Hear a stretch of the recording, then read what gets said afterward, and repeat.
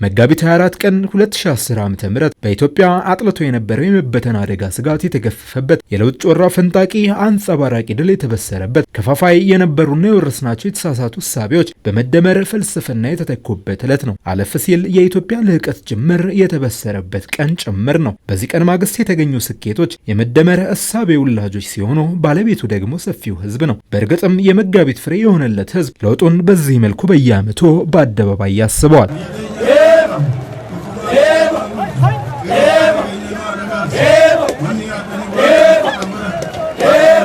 የኢትዮጵያውያን የጋራ ትግል ውጤት የሆነው ለውጥ ስኬቶች ህዝባዊ የድጋፍ ሰልፍ በኦሮሚያ ክልል የተለያዩ ከተሞች በዛሬው ዕለት የተካሄደ ሲሆን በሰልፎቹ ላይ የተገኙ ድሎችን ማጽናት እንደሚገባ በስፋት ተመላክቷል። ኑቲ ዳሎን ያራ እንጂፈኖ ጎንፈተም እኛ የዛሬ ትውልዶች የተገኘውን አንጸባራቂ ድልና ለውጥ ለማጽናት ለማቆየት እንዲሁም ወደ ላቀ ምዕራፍ ለማሸጋገር በጊዜ የለንም ስሜት አንድ ዓመትን እንደ 5 ዓመት 5 ዓመትን እንደ 25 ዓመታት አስልተን በቁጭት እየሰራን ቃላችንን በተግባር እያረጋግጥን እንገኛለን። ሆጂቲካ ዋዳጋል ጎቻም ሙልሱ ረተርገም ኢመለ ጅጅረማ ቢቶቴሰ ድግደሚያፉር የለውጥ መንገድ የጀመርንበት መጋቢት 24 2010 ዓ.ም ፈተናዎችን ወደ ድል በመቀየር ከፍተኛ ለውጥ ማስመዝገብ ችለናል። ባሳለፍናቸው 8 ዓመታት ወደ ኋላ ሊያስቀሩን ለነበሩ ፈተናዎች ሳንንበረከክ ከውስጥና ከውጭ የነበሩብንን ጫናዎች በመቋቋም እንዲሁም የህዝባችንን የለውጥ ፍላጎት መሰረት አድርገን ጠንክረን በመስራታችን በፖለቲካ በማህበራዊና በኢኮኖሚያዊ ለውጥ ዘርፍ ማስመዝገብ ችለናል።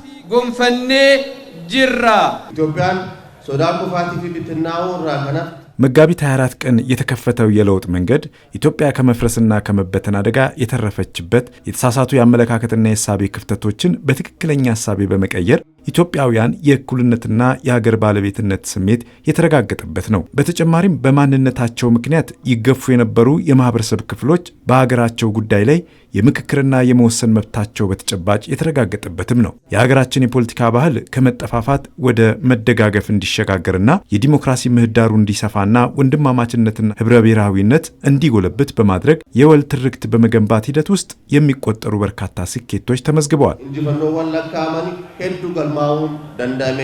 ባለፉት 8 የለውጡ ፍሬ የታየባቸው ዓመታት ውስጥ የህዝቡ ተሳትፎ የአንበሳውን ድርሻ እንደሚወስደሙን ነው። ዛሬ የተካሄዱ የድጋፍ ሰልፎች ይህን ያረጋገጡ ከመሆናቸው ባሻገር አሸናፊ መንግስት ድሎችን የሚያጸና ህዝብ መኖሩን ያንጸባረቁ ናቸው።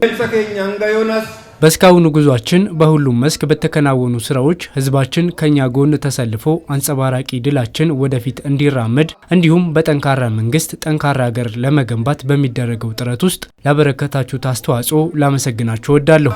ገለተ ጉዳሲኒ ገልቹን በርባድ ሰባተኛው ጠቅላላ ምርጫ ፍትሃዊና ሰላማዊ ሆኖ እንዲጠናቀቅ ሁሉም የበኩሉን ድርሻ ሊወጣ ይገባል በሰልፎቹ ላይ ከተላለፉ መልእክቶች መካከል ናቸው። ከናፍ ፊለኖንኩን ምርጫው ሰላማዊና ውጤታማ እንዲሆን በዲሞክራሲያዊ መንገድ እንድናልፍ ሰላም እንዲረጋገጥ የሚጠበቅብንን እየሰራን እንገኛለን። ከሁሉም በላይ ያልነው ምርጫው ነፃና ፍትሃዊ እንዲሁም ሰላማዊ እንዲሆን እየሰራን እንገኛለን።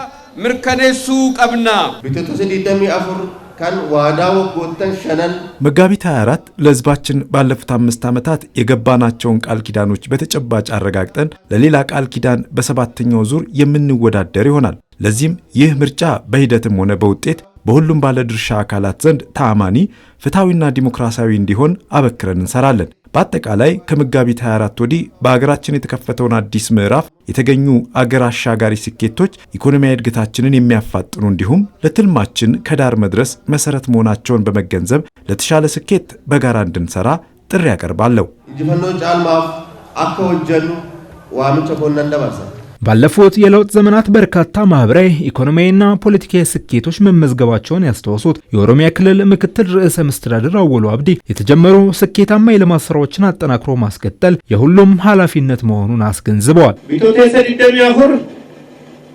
ውያነዳሁን መጋቢት 24 ለኢኮኖሚያዊ ለማህበራዊና ለፖለቲካዊ ስኬቶቻችን መሰረት ነው የምንለው። ይህንን ቀን ስናከብር ሁለት ነገሮችን እያሰብን ነው። አንደኛው የ2018 ሀገር አቀፍ ምርጫን በመናካሄድበት ዋዜማ ላይ ነን ያለነው። ስለዚህ ምርጫችን ተአማኒነቱ፣ ዲሞክራሲያዊነቱና አሳታፊነቱ የተረጋገጠ መሆን አለበት። ይህ እንዲሆን ሁሉም ህዝብ በነቂስ ወጥቶ በካርዱ ነገውን መወሰን አለበት። ስለ ዲሞክራሲ ደግሞ ከኦሮሞ ህዝብ ይማራሉ እንጂ አይነገረውም። ሁለተኛው ደግሞ የጀመርነውን የብልጽግና ጉዞን ለማስቀጠልና የተሻለ ስኬትን ለማስመዝገብ በንቃት መሳተፍ ይጠበቅብናል። ስኬቶቻችንን ለማስቀጠል ደግሞ የሚጠበቅብንን ማንኛውንም አይነት መስዋዕትነት ለመክፈል ዝግጆች ነን። ስርነ ኬኛ ሀንገ ልቡት አርሳ በርባችሱ እንደን ይከፈላ